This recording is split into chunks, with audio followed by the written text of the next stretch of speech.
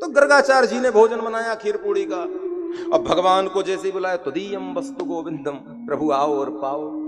और जैसे ही भगवान को बुलाया तो भगवान तो पालने में पड़े थे। भगवान ने सोचा बाबा बुला रहे हैं, जाना तो पड़ेगा, और कन्हैया ने लगाई छलांग और गए, खीर में पूड़ी डुबोई और खाने लगे। और जब खीर पूड़ी खाने लगे, गर्गाचार्य जी की आंखें खुली, अरियो यशोदा, देख देख देख, तेरे हीर के छोरे ने मेरा पूरा भोजन जूठा कर दिया, पकड़ इसको, संभाल, अब मुझे फिर से भोजन बनाना पड़ेगा। यशोदा नंदरानी दौड़ती आई, बाबा बाबा क्षमा करना, भूल हो गई, न जाने अभी तो सोया था कैसे आ गया। भगवान कहते हैं बाबा भी कमाल करता, बुलाता मुझी को है, मैया से डांट भी पड़वाता है।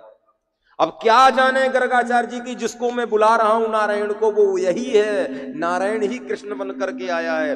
दूसरी बार मैया ने पूरी तैयारी करी और गर्गाचार्य जी ने फिर से भोजन बनाया और लाला को ले जाकर मैया यशोदा ने एक कमरे में बंद कर दिया। लेकिन भगवान को कोई बांध सकता है क्या? दूसरी बार फिर गर्गाचार्य जी ने बुलाया और फिर भगवान गए, खीर पूड़ी खाने लगे। फिर गर्गाचार्य जी का क्रोध आया। भगवान ने सोचा बाबा को परेशान नहीं करना चाहिए, सो चतुर्भुज रूप में प्रकट हो गए मेरे नारायण, मेरे हरि ने दर्शन कराया। गर्गाचार्य जी की आंखें छलक गईं। गर्गाचार्य जी ने प्रभु के चरणों में श्री अंग को अपना रख दिया, प्रणाम किया और ठाकुर जी के श्री चरणों का चरणामृत लेकर कहा प्रभु अब आ ही गए हो और खीर पूड़ी खा ही लिए हो तो एक काम और करो। बोले क्या? पंचग्रास अपने हाथों से तोड़ करके मुझे खिला दो, ताकि एक बार आपके हाथों से भोजन कर लूं तो जीवन पर्यंत भोजन करने का काम ही खत्म हो जाए।